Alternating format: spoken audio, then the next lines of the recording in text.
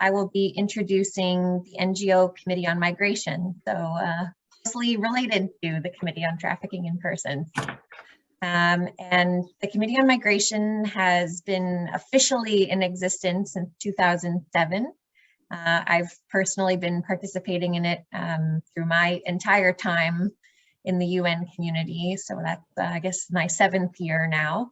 And this is certainly a group that is near and dear to my concerns and my passion. And the group is dedicated to encouraging the promotion and protection of migrants and their human rights in accordance with the UN Charter. And fortunately, as time has progressed since the committee was established, we have grown in the number of frameworks within the UN system that are available to us as a form of leverage and a framework for advocacy to promote the rights of migrants.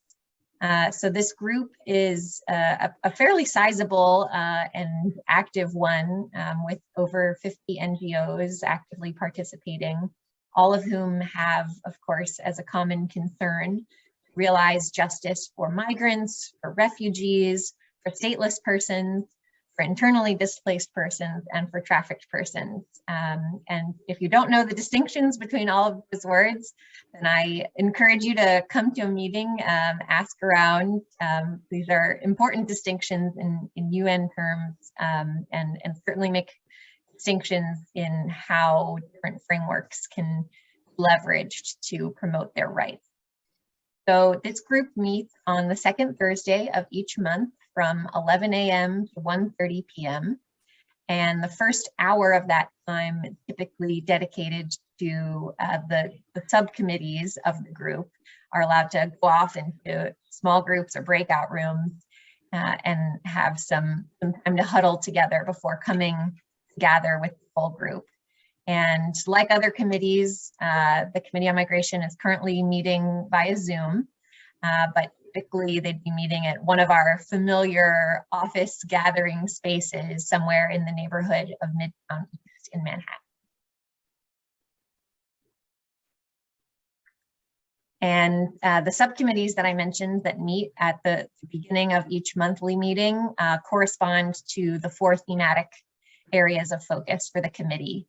And those are the rights of children in migration and their particular concerns and vulnerabilities and their particular rights as children. We also have a focus on migrants in vulnerable situations and mixed migration, which loosely speaking is addressing the common phenomenon of certain flows and groups of migrants having more than one of those labels I mentioned at the beginning, moving for reasons of economic drivers, of environmental drivers, of conflict. And so often, those root causes are intertwined, combined in complicated ways that have made legislation and policies around migration difficult to tackle and to implement effectively.